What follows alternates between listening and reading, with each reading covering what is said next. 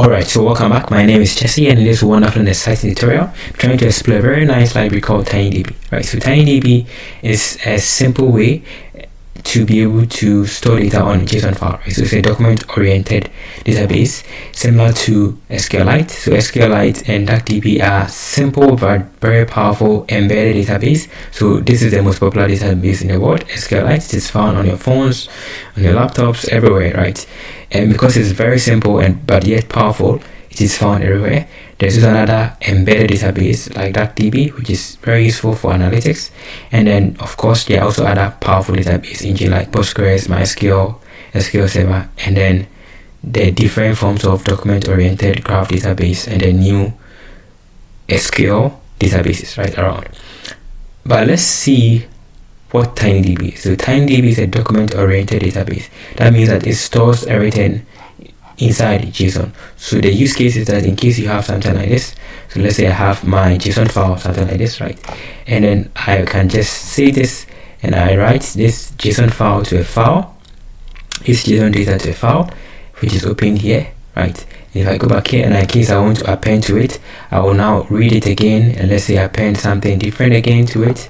I can keep on appending and saving something. So let's say this is going to be something different, so city 2, something like that, and then I'll append again and I'll load it again.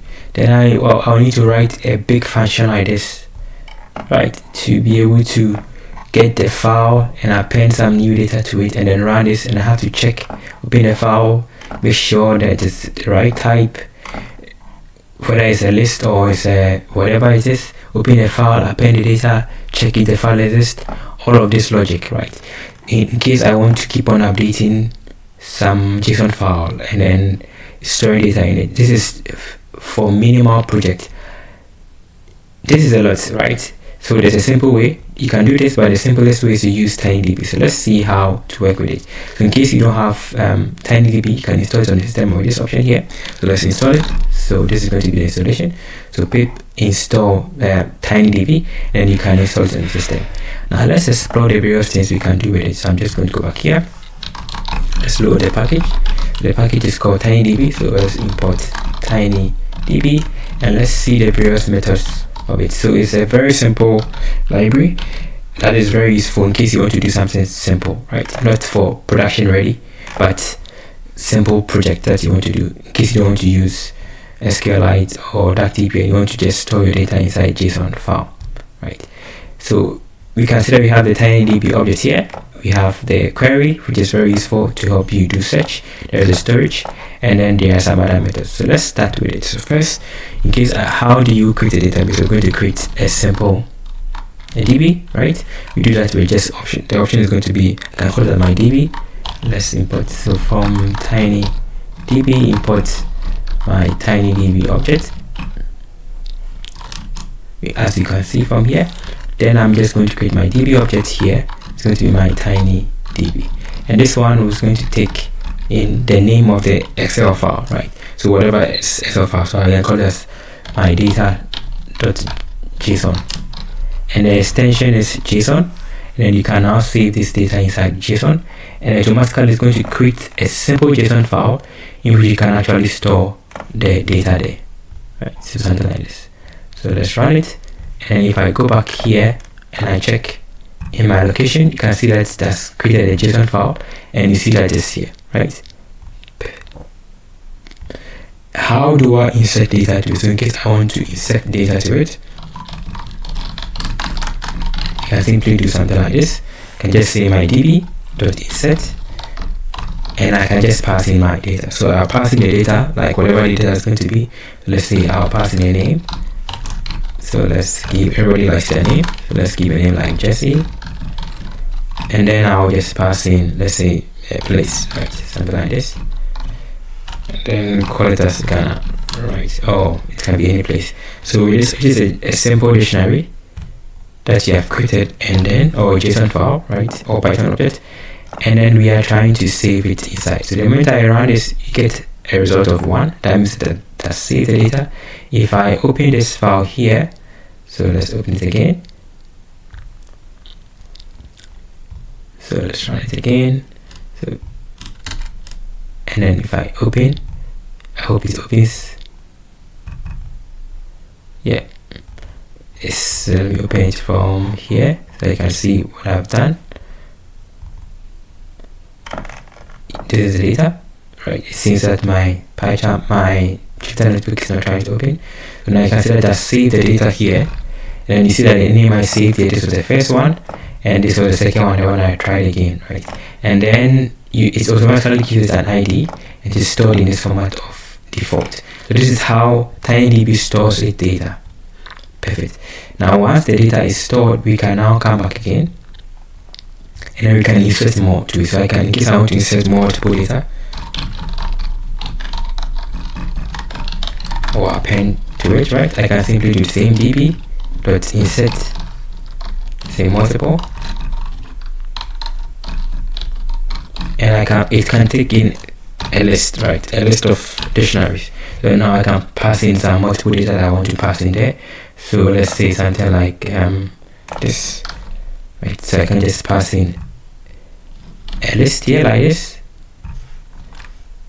a dictionary, multiple dictionaries within my list, and then it's going to insert this data here. So it's going to insert this two data into the database, right? And if I go back and I check it, so we have my default here, and you see we have one with the name there, the second one, the other data. Very, very wonderful, right? So this is how it works. So it is very simple to just add data to a simple JSON file using TinyDB. Now in case I want to search for it, data, right? So first we have seen how to add data. Let's see how to first read the data from it first before we search, because I want to read data from it. I can read all of them with a simple option here. So I can just go with my db.all, and this is going to return every data there, right, which is similar to what we found here, right? So this is a simple way. In case I want to search for a particular data, I can just go back with searching using the query option. So this is method 1, using query. I'm using a simple query to help me with this. Hope it's not too small.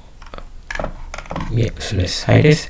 So in case I want to search for it, right, I can just simply go it from TinyDB, import query, and then with query we can now create my query. So I can just give it any name, right? So let's call it as say persons, right, or person. Then I'll just go with my query. And this is how you do that, right, to search for it. And then I can just go with my person 1, which is going to be my db.search. Then I'll pass in my person here. So we can do this option here. This is one way. Then inside here it accepts a lot of stuff, right? So I can just go with dot, let's say I want to search for the name,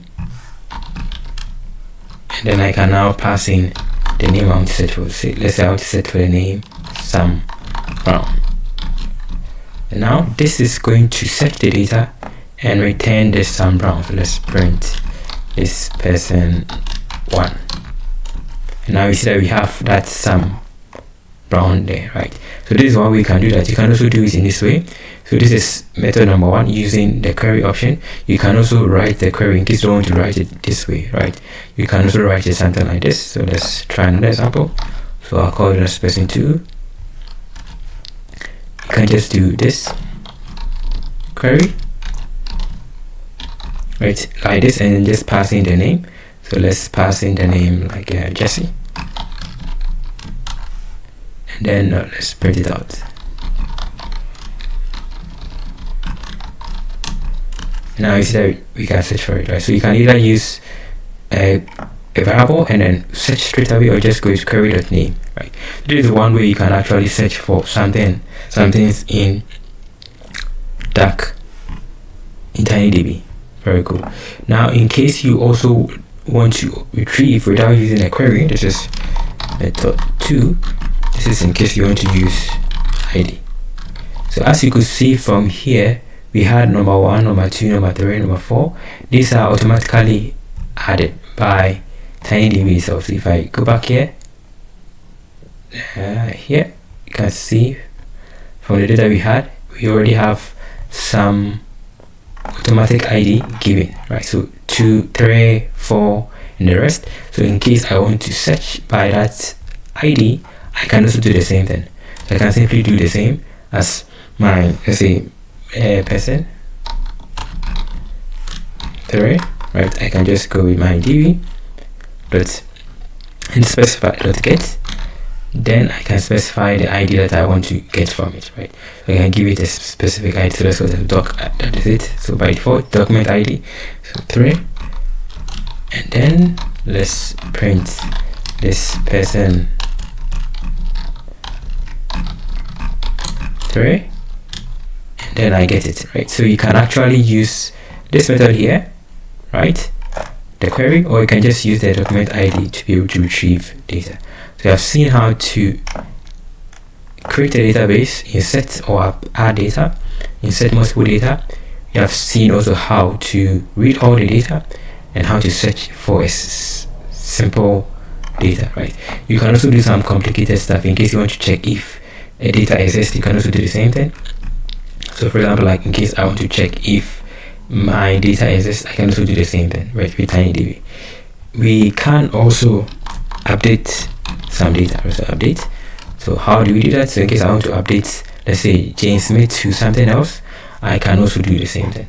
So that is the beauty of TinyDB. It makes it quite easy to be able to append, update, and do all the various things we mostly do with different database, right, out of the box. So that is something I can also do. Let's see a simple example of how to, let's say, update something. In case I want to update, I can do the same. So I can just come back here and do something like this. So db.update. Then this is how it works. It takes in the data that you want to update and then the document ID. So you can use the document ID. So let's say document ID, right, or IDs. So mostly it's document IDs. Then you put it inside number 1. So let's have, this is if you check this is number 3. So I can just go number 3, right, and then I can pass in the data that I want to update here. So let's say I want to update name of this here. I can put it here, right, change the name from Jane to Janet, right, and then it has been updated. So if I go back again and I read it, so now it is now Janet. So this is another way you can update the data. So you can specify the documents that's or the particular data that you want to update as a second argument, and then what you are updating as a first argument. That is a simple way. Let's check the last thing in case you also want to delete, right? So in case you want to delete something, you can simply do db.remove, and then you can pass in the document ID. So let's say I want to remove, so I can just say I want to remove 2, so docs, doc IDs. Then let's move 1, or let's move 2. So we do not